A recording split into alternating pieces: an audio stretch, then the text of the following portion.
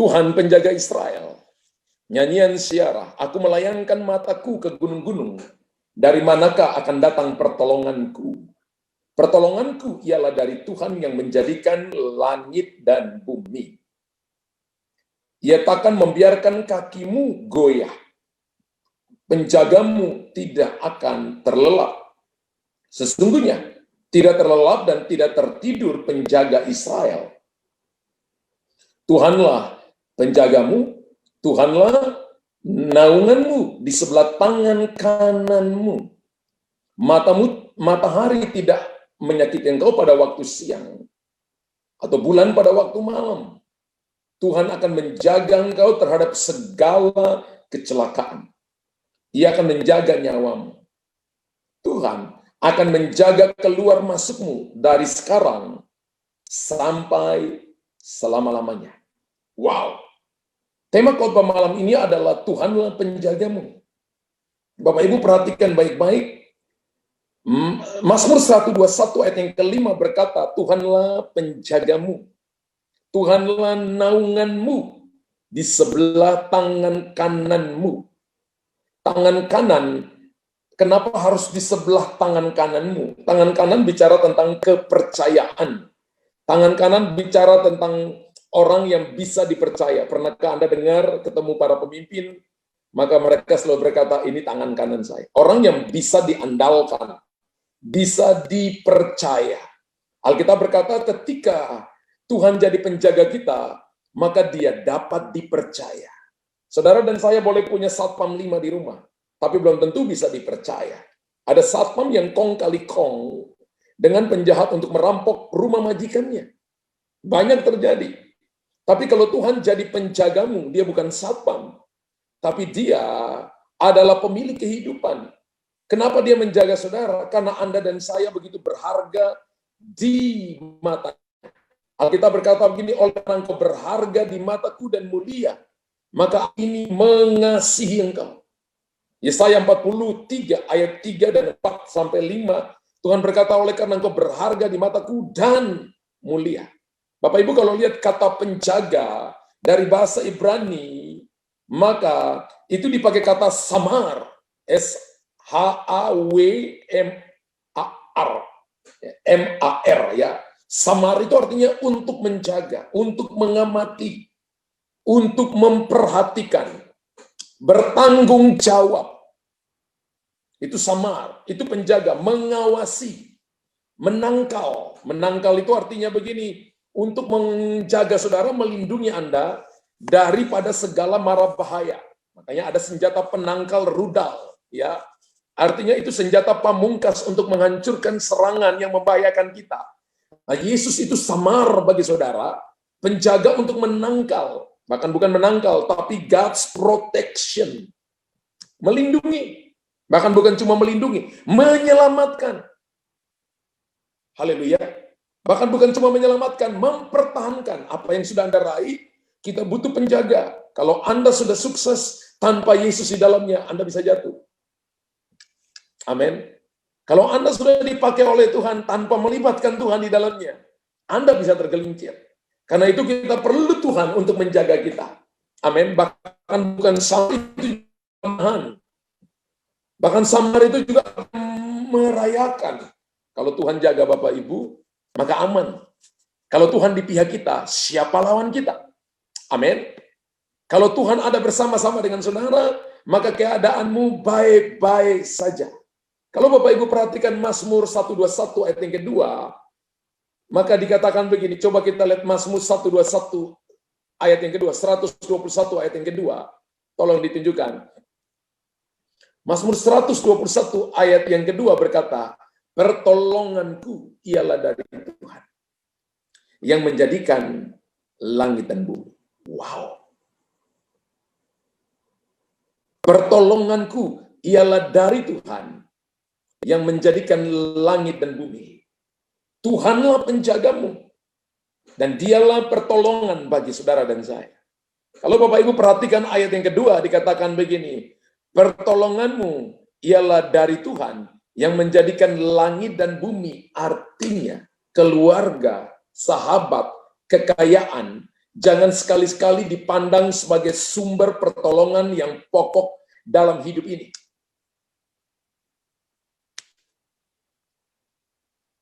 Ulangi Bapak Ibu. Ya. Firman Allah berkata, Mazmur 121 ayat yang kedua, bahwa pertolongan kita datang dari Tuhan yang menjadikan langit dan bumi. Jangan menjadikan keluarga, jangan menjadikan sahabat, kekayaan, jangan sekali-kali itu dipandang sebagai sumber pertolongan pokok dalam hidup ini.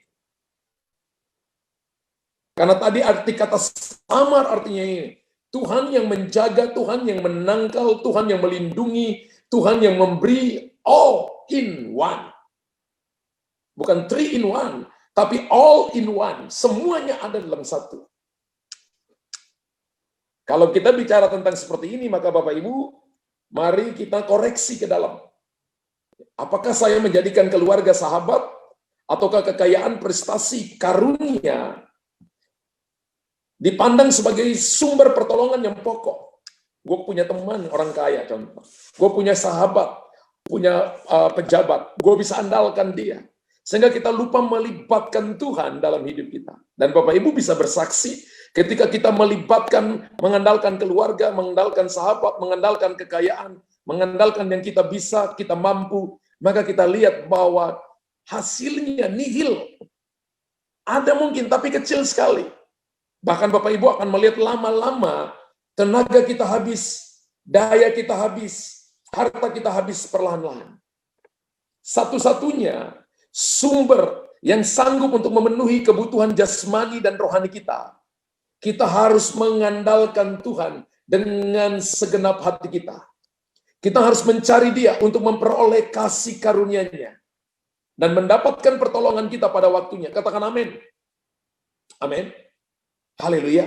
Kalau Tuhan penjaga kita, maka sesungguhnya Bapak Ibu ada di dalam proteksi. Kenapa Dia mau jaga kita? Karena kita berharga. Kenapa Tuhan mau jaga kita? Karena Bapak Ibu dibeli dengan darah Yesus. Nilai kita seharga darah Yesus. Katakan, tulis di situ, nilai saya seharga darah Yesus. Karena itu saya berharga. Amin. Kenapa ketika malaikat menyembah Dia, Tuhan gak tertarik? Kenapa ketika saudara dan saya menyembah Dia, Tuhan tertarik? Alasan satu-satunya karena Tuhan tidak menebus malaikat. Ketika Lucifer jatuh dalam dosa, Tuhan nggak tebus Lucifer. Tapi ketika Anda buat salah, Anda buat dosa, Tuhan tebus saudara dari dosa.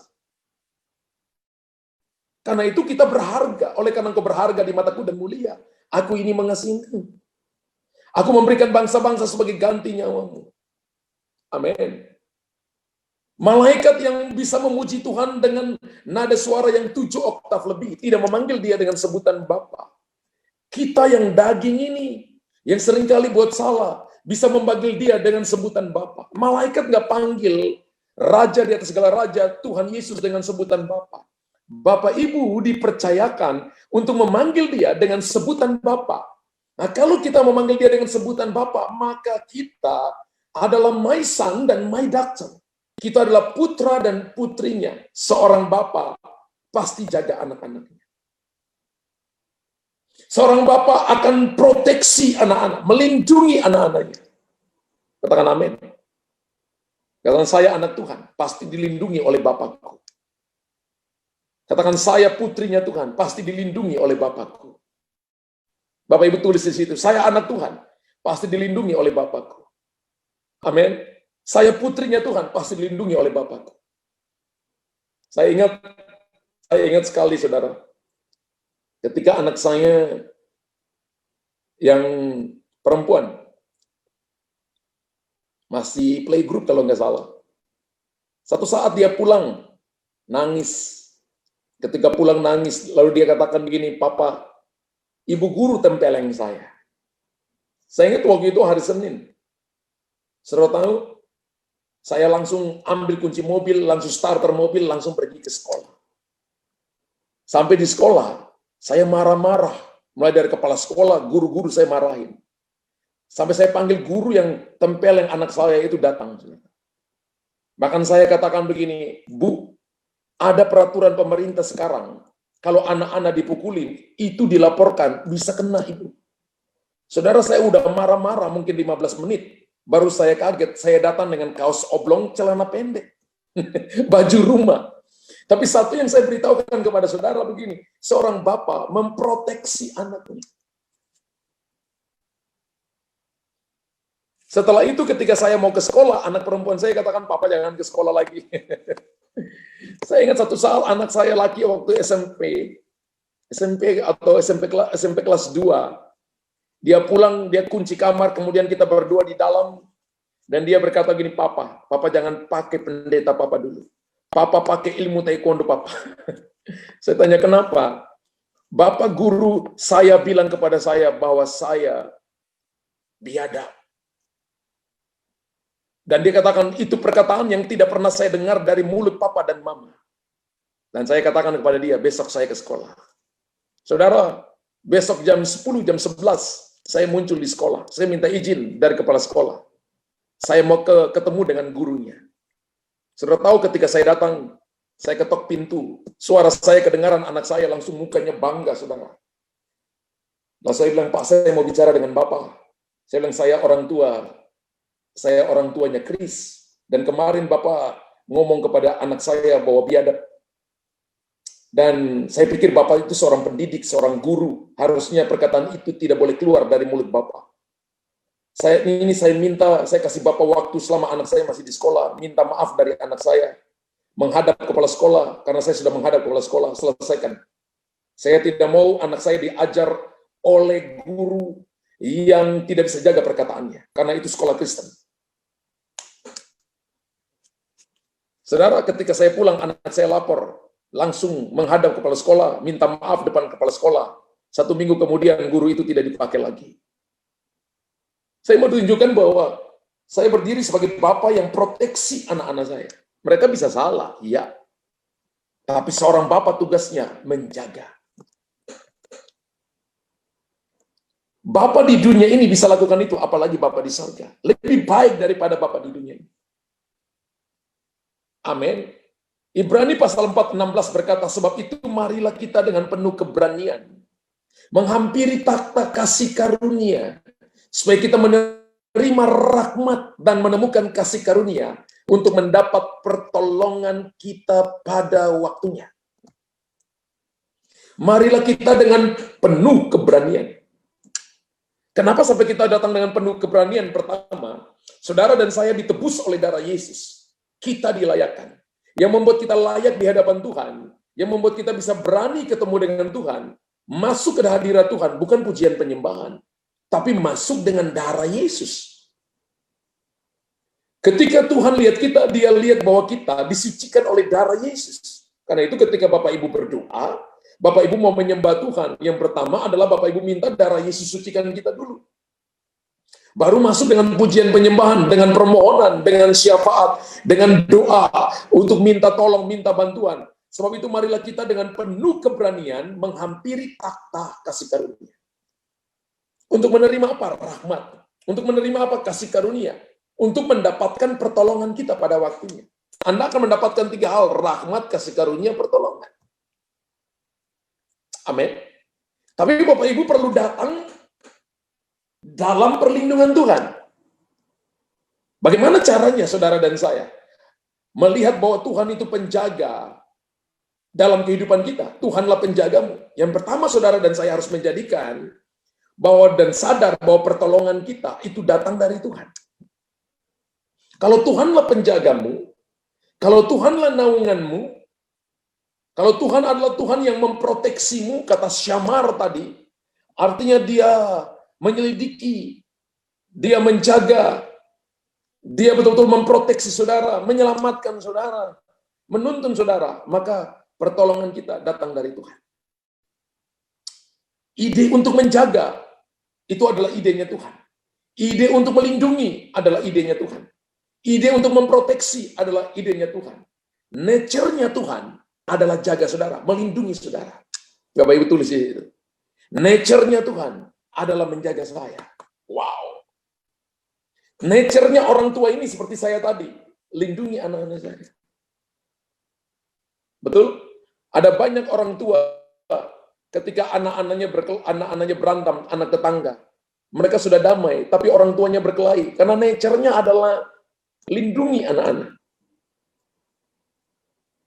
Mazmur 121 ayat 1-2 berkata, aku melayangkan mataku ke gunung-gunung. Dari manakah akan datang pertolonganku? Lalu dijawab oleh pemazmur, pertolonganku ialah dari Tuhan yang menjadikan langit dan bumi. Wow. Sekali lagi, nature-nya Tuhan adalah melindungi Anda, melindungi saudara. Daud berkata begini, dari mana datangnya pertolonganku? Gunung, orang kuat, orang hebat, keluarga, harta, kekayaan, prestasi, kedudukan, kepintaran. Nah, no, nothing. Pertolongan kita datang dari Tuhan, yang mana menjadikan langit dan bumi. Kalau langit dan bumi saja Tuhan ciptakan tanpa beban, apalagi menolong Bapak Ibu. Ketika kita menjadikan Tuhan penjaga kita, ingat sekali lagi, yang mau menjaga saudara, yang mau melindungi kita, yang mau memproteksi kita, yang mau mengamati kita, yang mau duduk tunggu saudara, yang tidak pernah tertidur itu nature-nya Tuhan. Dan pertolongan kita datangnya dari Tuhan. Berharap selalu pada Tuhan akan membuat keadaan kita semakin baik. Amin. Saya ulangi, berharap selalu pada Tuhan akan membuat keadaan kita semakin membaik. Ini yang harus Bapak Ibu latih dalam hidup kita. Beberapa tahun yang lalu ketika kami mulai awal-awal membangun, saya ingat ya, membangun rumah Tuhan. Mungkin 2 tahun, ada jemaat yang datang kepada saya dan berkata begini, Pak Gembala, kenapa Bapak tidak pernah bicara tentang uang padahal kita sedang membangun? Lalu saya katakan begini, mana yang lebih mudah? Kita hidup benar, uang ikuti kita, atau tiap minggu kita ngomong uang? Lalu dia sendiri jawab saya, kita hidup benar, uang mengikuti kita. Mazmur 23 ayat yang ke-6 berkata, kemurahan kebajikan akan mengikuti kita seumur hidup kita. Bukan 10 tahun, bukan 20 tahun. Ya. Tapi Alkitab berkata begini, kebajikan kemurahan belaka akan mengikuti kita seumur hidupku. Dan aku akan diam dalam rumah Tuhan sepanjang masa.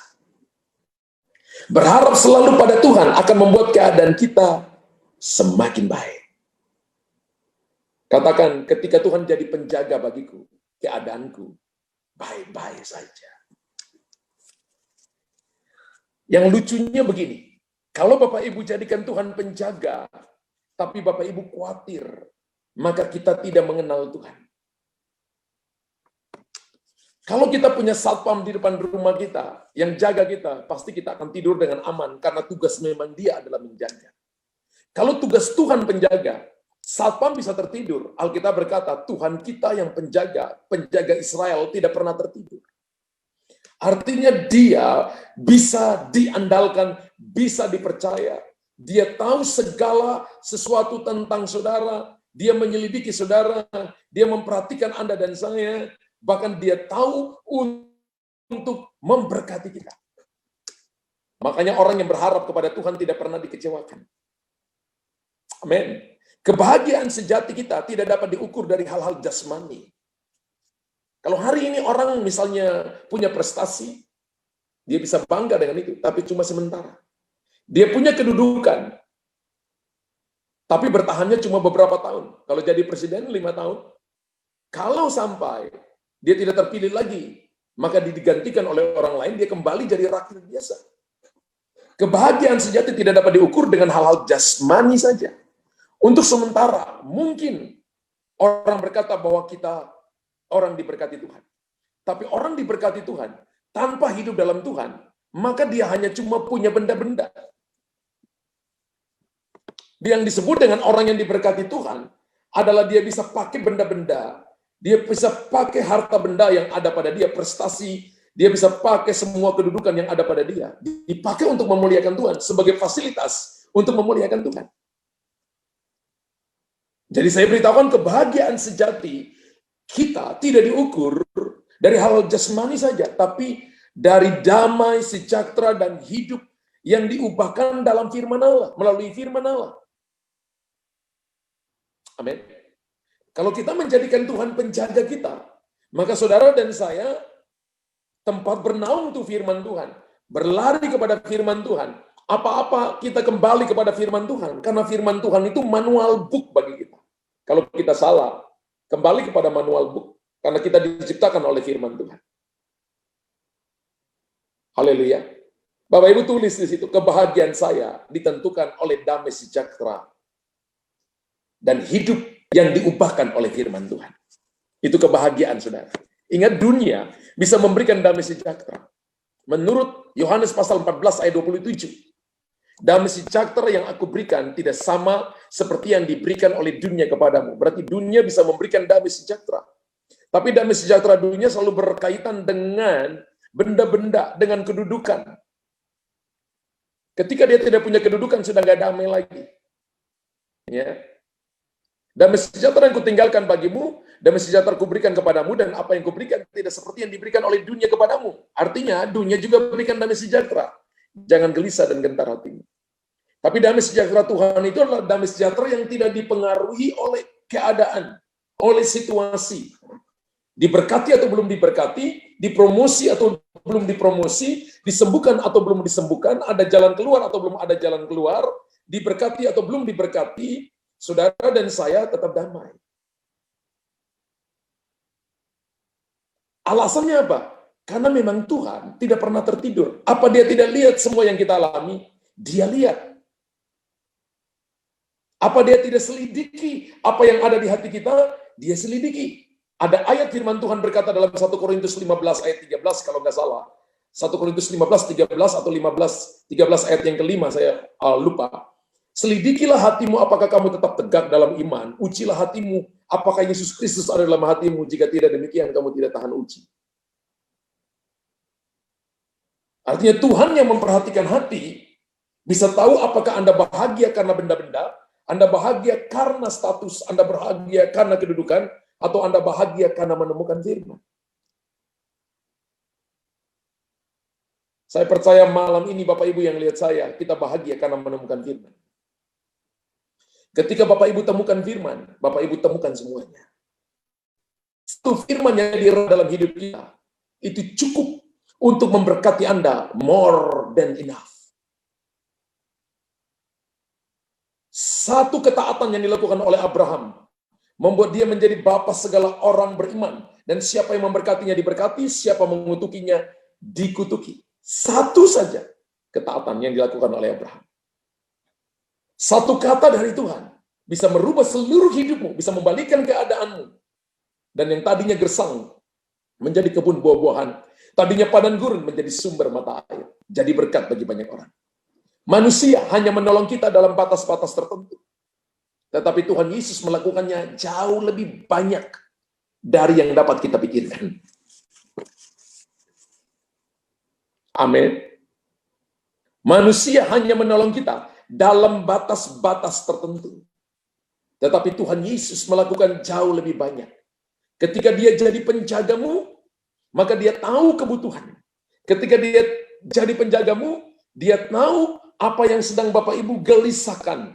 Ketika dia tahu dia jadi penjaga kehidupanmu, dia merancang masa depan yang penuh harapan kepada kita.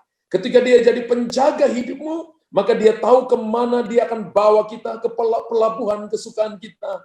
Dia akan membawa kita melewati air tidak dihanyutkan, melewati api tidak dihanguskan. Alasannya dia penjaga. Tuhan pernah menjaga Israel, 3 juta orang lebih keluar dari Mesir. Dan Alkitab mulai malam itu malam berjaga-jaga. Sebab dia penjaga Israel. Yang membuat mereka mati di padang gurun. Karena mereka keluar dari rencana besarnya. Ada kalanya Tuhan punya begitu banyak batasan, bukan karena dia otoriter.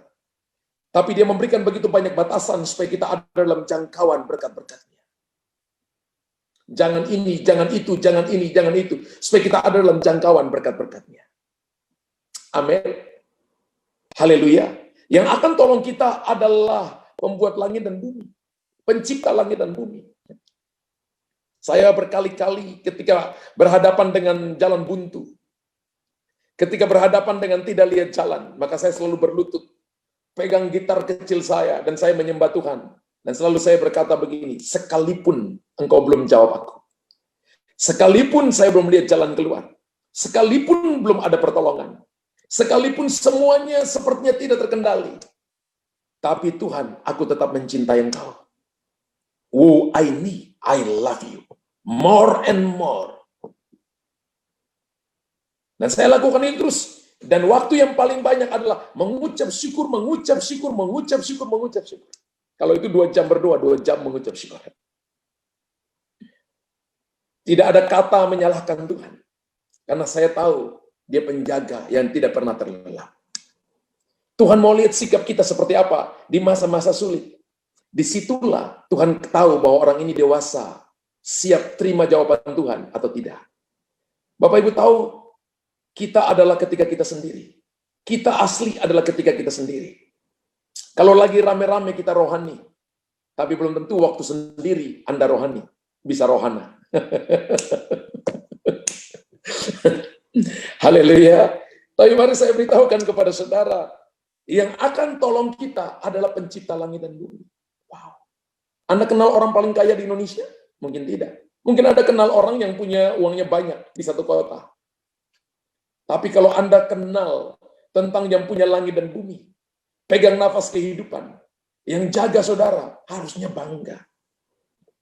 Bapak Ibu tulis di situ, saya bangga karena mengenal Tuhan.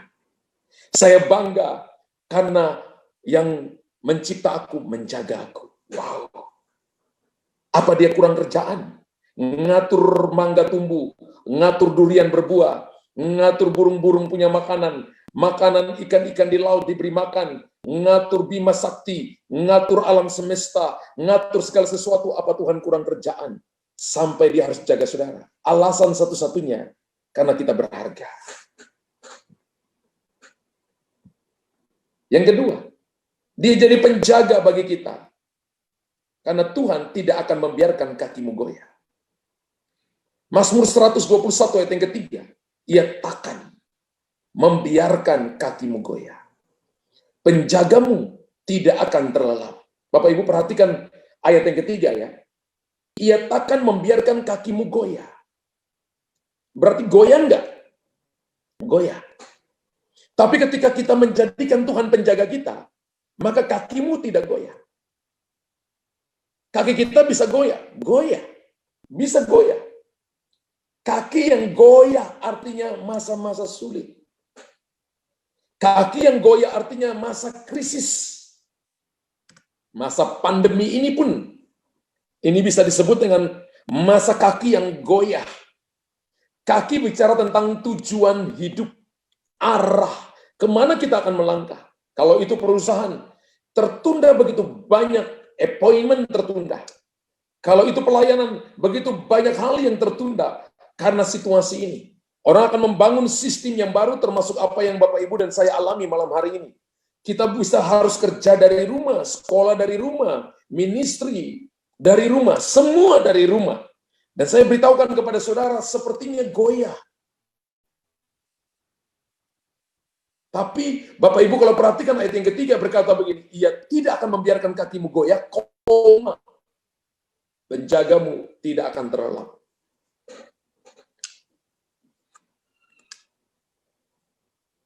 Tuhan melihat bahwa arah langkahmu mulai melenceng.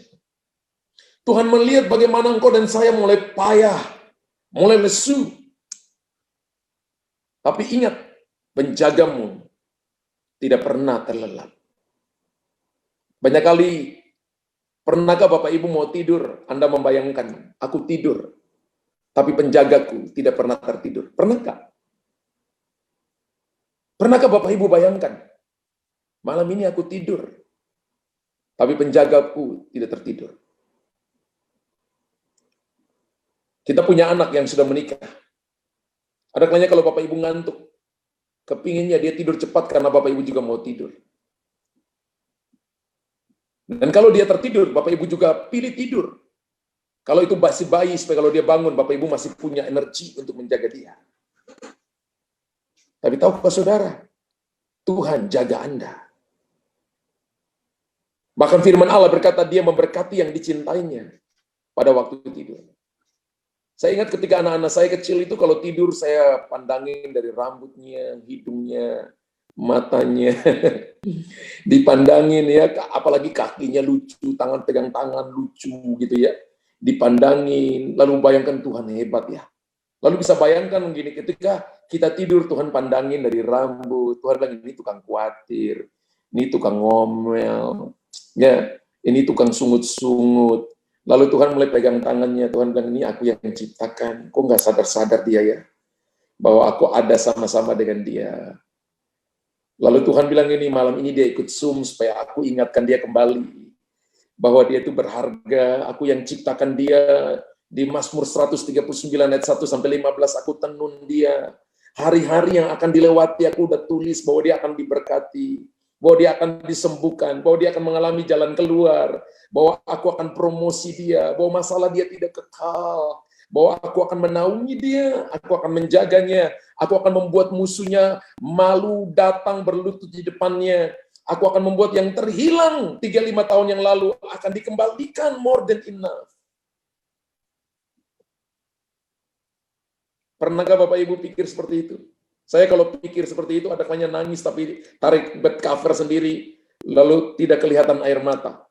Anak perempuan saya selalu bilang begini, saya nggak pernah lihat papa nangis. Saya bilang, kamu nggak tahu kalau papa mandi, pakai shower gitu. Ada kalanya kalau ingat kasih Tuhan, ya air yang bercucuran campur air mata, saudara. Ya. Saya beritahukan kepada saudara, mungkin hari ini Anda tidak bisa melihat arah dan tujuan. Semua gelap.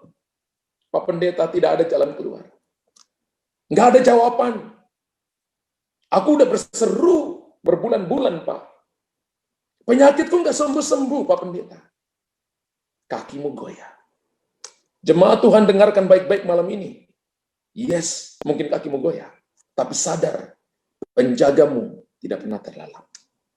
Namanya adalah Yesus Kristus Tuhan. Dia yang menciptakan saudara. Dia yang memperhatikan saudara. Lebih detail daripada suamimu perhatikan Anda, istrimu perhatikan Anda, orang tua memperhatikan Anda. Dialah pribadi yang akan memberkati Anda dalam segala musim kehidupan, melindungimu, menjagamu. Ini cuma sebuah perjalanan sementara. Masalah itu tidak kekal. Dan ketika masalahmu datang, Anda berkata, masalahku gede, besar. Tuhan bilang, itu masalah biasa. Engkau sanggup pikul. Banyak kali saudara dan saya lupa bahwa Tuhan ada bersama-sama. Anda tidak menyerahkan masalahmu kepada Tuhan menurut Mazmur 37 ayat yang kelima. Serahkanlah hidupmu kepada Tuhan, percayalah kepadanya, dan Ia bertindak. Tuhan Yesus janji, tidak akan membiarkan kakimu goyah. Haleluya. Saya pernah lihat orang yang tidak bisa kakinya goyah, kakinya tidak kuat untuk jalan. Dia tidak bisa bawa tubuhnya. Dia mau kemana-mana, dia butuh orang lain.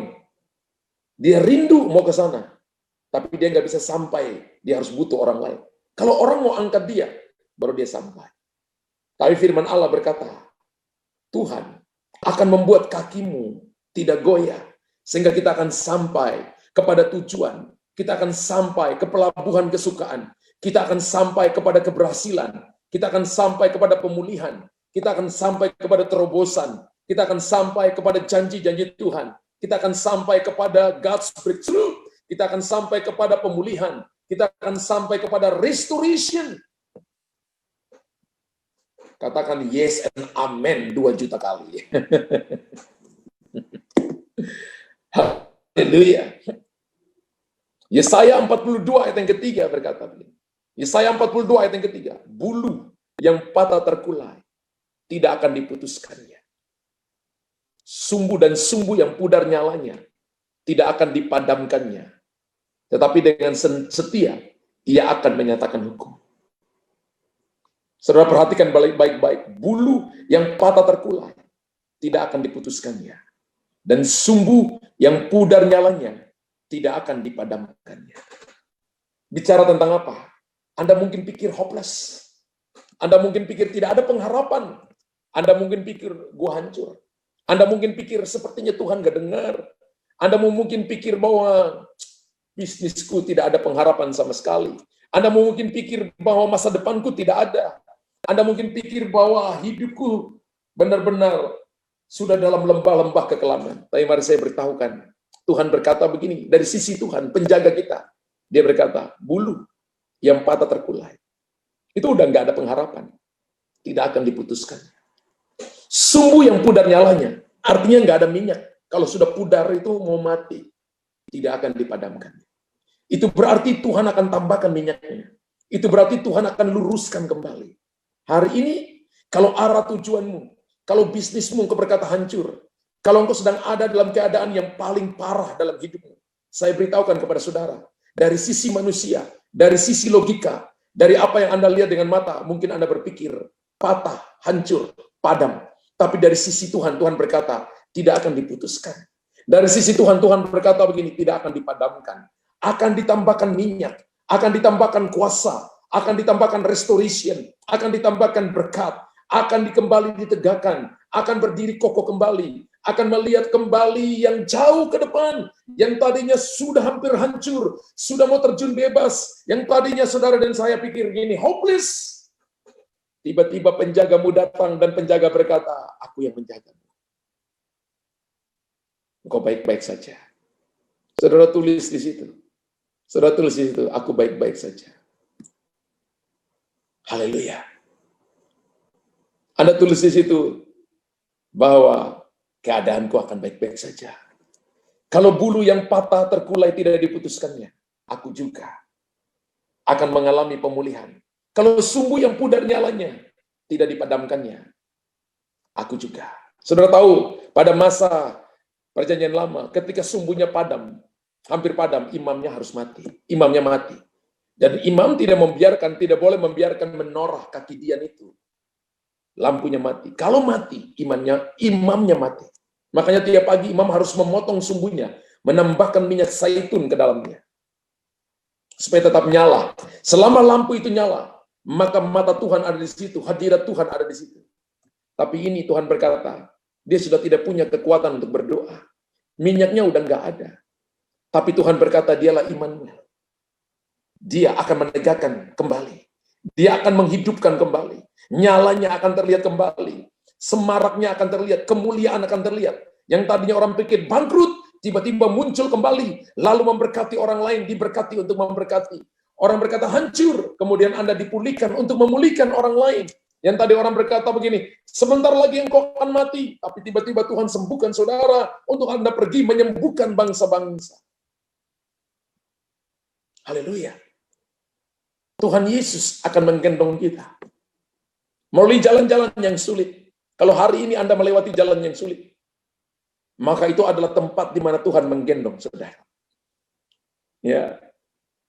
Melalui jalan-jalan yang sulit. Dan di saat kita kelelahan dan tidak bertenaga, Dia akan menggendong kita. Saya ingat anak saya ketika pertama kali pulang ke kampung saya. Kampung saya itu naik gunung, saudara ya. Tapi sekarang masuk jalan mobil, jadi sudah masuk dengan mobil. Dulu pertama kali dia bisa tinggal di kota. Tiba-tiba dia pulang ke kampung saya, dia katakan, kenapa Bapak punya kampung tinggi sekali? Kenapa kita jalannya susah sekali? Kemudian apa yang terjadi? Saya gendong dia. Anak saya Chris itu sekarang udah lebih tinggi dari saya. Tapi ketika dia kecil itu badannya gede. Jadi saya gendong itu, waduh capek sekali. Sampai orang kampung harus pikul dia. Saya beritahukan kepada saudara, saya bisa bayangkan saudara ya. Saya bisa bayangkan, ya, saya bisa bayangkan ketika saudara dan saya, ya, ketika saudara dan saya ada dalam lembah-lembah sulit, ketika saudara dan saya ada di lembah-lembah kelam, ya, maka Tuhan menggendong saudara. Tuhan memulihkan kita. Haleluya. Ini adalah waktunya untuk Tuhan, saudara jadikan penjaga hidupmu. Bagaimana caranya? Sadar sesadar-sadarnya. Amin. Karena itu kalau saudara dan saya ada di tempat-tempat yang sulit, Anda harus kuat, Anda harus percaya, Anda harus terus melangkah, jangan menyerah. Katakan, saya harus kuat, saya harus percaya, saya harus melangkah, dan saya tidak menyerah. Haleluya. Amin. Amin. Ini yang Tuhan mau dalam hidup saudara. Saudara nggak usah peduli dengan orang lain, biarkan dia dengar firman Tuhan. Haleluya. Yang ketiga adalah, Bapak Ibu perhatikan baik-baik. Kita jadikan Tuhan Yesus penjaga kita. Ya, penjagamu. Ya, tidak pernah terlelap. Yang ketiga adalah Tuhan menjaga engkau dari segala kecelakaan. Tuhan menjaga engkau, Tuhanlah penjagamu, Dia menjaga engkau dari segala kecelakaan. Kalau yang pertama tadi adalah apa, saudara? Pertolongan kita datang dari Tuhan. Yang kedua, Tuhan tidak akan membiarkan kakimu goyah. Dan yang ketiga, Tuhan menjaga engkau dari segala kecelakaan. Katakan segala kecelakaan. Ingat baik prinsipnya. Ketika Anda lemah, ketika Anda terkulai, ketika Anda putus asa, itu waktunya untuk tetap kuat. Menguatkan diri sendiri, itu waktunya untuk percaya. Itu waktunya terus melangkah dan jangan menyerah. Pakai 4 prinsip ini, maka saya percaya Anda sedang sadar diri bahwa Tuhan menyertai saudara. Yang ketiga, Tuhan menjaga engkau dari segala kecelakaan. Mazmur 121 ayat yang ke-7. Tuhan akan menjaga engkau terhadap segala. Kata segala bukan cuma satu kecelakaan, tapi segala kecelakaan. Ia akan menjaga nyawamu. Wow. Berarti kita mau takut apa? Kalau kita menjadikan Tuhan itu adalah penjaga kita, bukan cuma jaga kita dari kecelakaan, tapi Dia menjaga nyawamu. Firman Allah berkata, kalau kamu takut kehilangan nyawa, benar-benar kehilangan. Tapi kalau kamu tidak takut kehilangan nyawa, kamu akan memperoleh 100 kali lipat. Ada, seperti saya gembala ini, ada orang yang takut kehilangan jiwa. Saya tidak. Ya, karena saya tahu Tuhan sudah memberikan kepada saya bagian. Kalau kita takut kehilangan jiwa, lalu bertengkar dengan teman kita yang gembala, dengan alasan curi domba, padahal domba itu milik Tuhan. Domba itu milik Tuhan. Lalu kita akhirnya nggak senang satu dengan lain, padahal kita bicara kasih di mimbar, tapi kita nggak senang satu dengan lain gara-gara jemaat dari kita diambil sama gereja lain. Saya enggak, saya selalu berprinsip begini, saya tidak takut kehilangan jiwa, saya lakukan yang terbaik, saya memberi makan yang terbaik bagi jemaat. Kalau jemaat tahu makanan yang terbaik, pasti dia nggak kemana-mana. Amin. Dan kita tidak takut kehilangan maka kehilangan nyawa. Tapi kalau tidak takut kehilangan, memperolehnya 10.000%.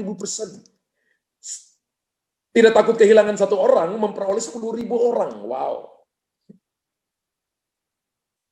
Tuhan Yesus kita itu adalah spesialis dalam menyelamatkan kita. Bapak Ibu tulis, Tuhan Yesus kita adalah spesialis dalam menyelamatkan kita.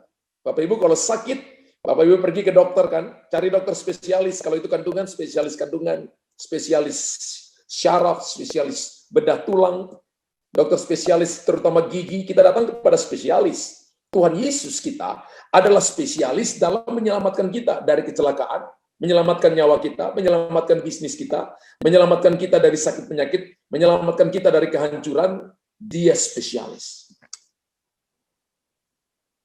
Dia spesialis menyelamatkan kita dari keputusasaan. Dia juga spesialis menyelamatkan kita dari dosa yang mendatangkan maut sekalipun. Bahkan Tuhan Yesus mengalahkan maut. Haleluya. Penjaga Bapak Ibu, penjaga kita namanya Yesus, itu spesialis. Aman nggak Bapak Ibu ada dalam tangan ahli? Aman nggak Bapak Ibu ada di dalam tangan yang berkuasa? Aman. Mazmur 34 ayat 7 berkata, malaikat Tuhan berkemah di sekeliling orang-orang yang takut akan dia, lalu meluputkan mereka. Ketika sang raja menjaga saudara, maka seluruh sorga take over Anda. Wow. Ketika rajanya menjaga Bapak Ibu, malaikat pun ikut menjaga saudara. Makanya Alkitab katakan begini, bagi orang-orang kudus, maka Tuhan memerintahkan malaikat menjaga saudara. Sepertiga meninggalkan sorga. Jadi kalau setan satu, tinggal 2/3, setan satu, malaikatnya 2, jaga saudara. Dan satu kekuatan malaikat yang paling rendah bisa jaga 3 juta orang. Bayangkan Anda dijaga oleh 2 malaikat bersama sang raja, aman. Kenapa panik? Kenapa khawatir? Harusnya itu waktunya bersyukur, waktunya untuk memuji, waktunya untuk menari. Malaikat Tuhan berkemah di sekeliling orang-orang yang takut akan dia. Kalau Tuhan bisa buka mata rohanimu, Anda bisa lihat malaikat berkemah. Saudara, dalam pelayanan Tuhan percayakan kepada saya itu pelayanan malaikat. Saya nggak pernah lihat malaikat, saudara. Tapi saya lihat bagaimana pelayanan malaikat. Terutama kemudian karena dasar pelayanan yang Tuhan percayakan kepada saya adalah ngusir setan. Saya sudah lihat bagaimana ketika doakan orang kelepasan dan orang-orang yang kelepasan itu memberontak. Meja dihancurkan, kursi dihancurkan, 3-5 orang yang badannya lebih besar daripada dia bisa dilempar. Tapi ketika dari mulut saya memerintahkan malaikat ikat kaki dan tangannya, maka dia terikat. Sampai akhirnya roh jahat keluar. Dan terikatnya benar-benar seperti diikat. Pernah saya doakan seseorang, sudah selesai, sudah dibebaskan, saya lupa berdoa minta Tuhan Yesus minta malaikat lepaskan ikatannya. Dia mau minum air. Lalu dia katakan begini, Pak, saya mau minum air. Saya katakan, pergi aja ambil di belakang. Dia bilang, saya nggak bisa bergerak. Baru saya ingat, belum doa minta malaikat untuk buka ikatannya. Ketika berdoa dalam nama Yesus, malaikat buka ikatannya, langsung tangannya jatuh, kakinya lepas. Bapak Ibu tanya gini, Pak Pendeta sudah lihat malaikat? Belum. Tapi dalam pelayanan saya menyaksikan, Bapak Ibu bisa tanya istri saya, berkali-kali saya ngusir roh jahat, orang datang ke rumah, doa kelepasan di rumah, dan lihat bagaimana roh jahat pergi. Dan ketika orang mau berontak, malaikat diikat malaikat. Itu menyaksikan sendiri bagaimana orang-orang itu dibebaskan oleh Tuhan. Pelayanan malaikat ada. Kitab Matius berkata begini, jangan engkau memperlakukan anak-anak dengan sembarangan, karena ada malaikat mereka yang selalu memandang wajah Bapa di surga. Haleluya. Mazmur 40 ayat 17 berkata begini, aku ini sengsara dan miskin, tetapi Tuhan memperhatikan aku. Katakan, wow. Anda dalam masalah, Anda dalam pergumulan, tapi Tuhan memperhatikan aku. Katakan, aku dalam pergumulan, aku dalam masalah, tapi Tuhan memperhatikan aku. Engkaulah yang menolong aku dan meluputkan aku. Ya Allahku, janganlah lambat. Apakah dia terlambat? Tidak. Firman Allah dengan jelas berkata begini, apakah dia akan menolong orang-orang pilihan yang berseru kepadanya siang dan malam? Alkitab berkata begini, tidak, dia segera menolong mereka. Perumpamaan tentang hakim yang lalim dan seorang janda yang datang meminta pertolongan di rumahnya. Kemudian hakim itu berkata, daripada orang itu menyusahkan aku, mendingan aku tolong dia. Lalu Tuhan berkata, lihat hakim yang lalim itu, yang tidak peduli dengan orang lain, tapi karena wanita itu datang dan terus-terus ngetok pintu, dia mau menolongnya, apalagi aku. Apakah aku akan menunda-nunda untuk menjawab orang-orang benar yang berseru kepadaku siang dan malam? Jawabannya tidak, aku segera menolong mereka. Ketika Bapak Ibu hari ini dalam sengsara, dalam masalah, dalam persoalan, berseru kepada Tuhan. Dia penjaga. Dia ada dekat saudara. Seperti anak saya waktu kecil tidur, saya pegang tangannya. Dia tidak sejauh doa.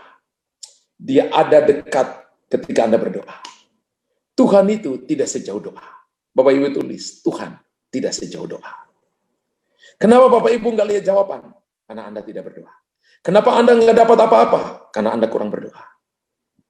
Kenapa saudara berdoa dan Anda tidak dapat? Karena yang Bapak Ibu doa hanya untuk habiskan untuk daging. Bapak Ibu nggak minta sesuai kehendak Tuhan. Saya beritahukan kepada saudara bahwa Dia akan menolong kita.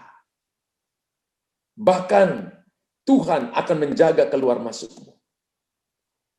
Dari sekarang sampai selama-lamanya.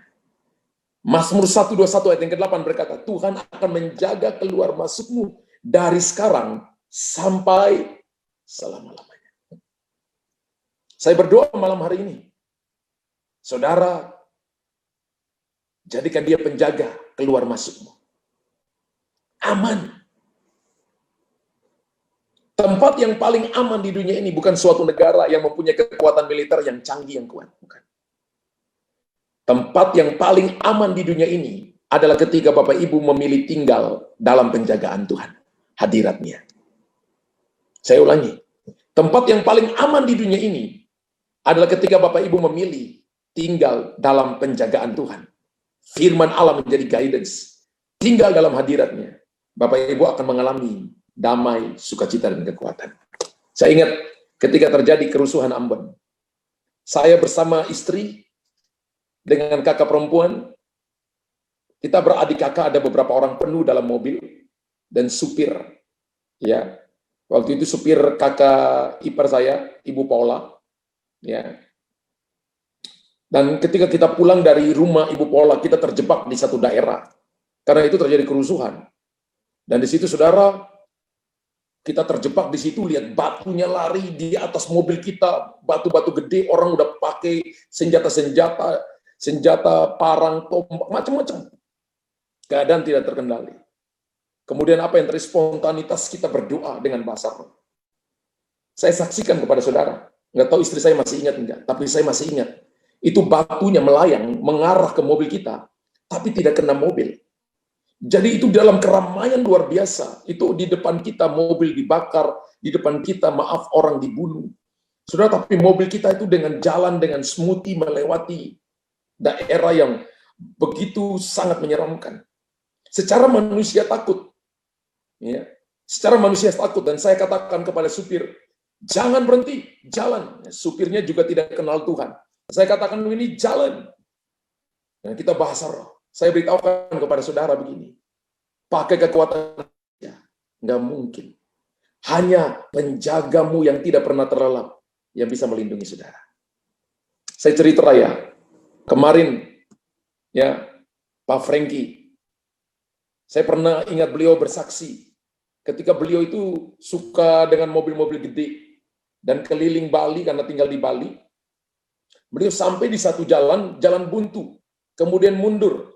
Dan ban mobil belakangnya itu masuk ke dalam jurang. Beliau sendiri. Nggak mungkin. Angkat mobil sendiri. Lalu duduk. Kemudian ingat tentang pelayanan malaikat. Lalu menyembah Tuhan. Ketika menyembah Tuhan, sudah tahu, mobilnya itu bergerak.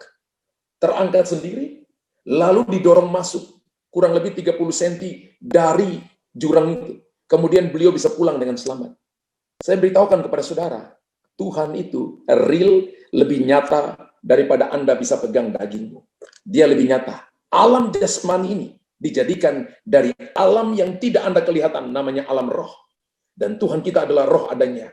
Anda menyembah Dia, harus menyembahnya dalam roh dan kebenaran.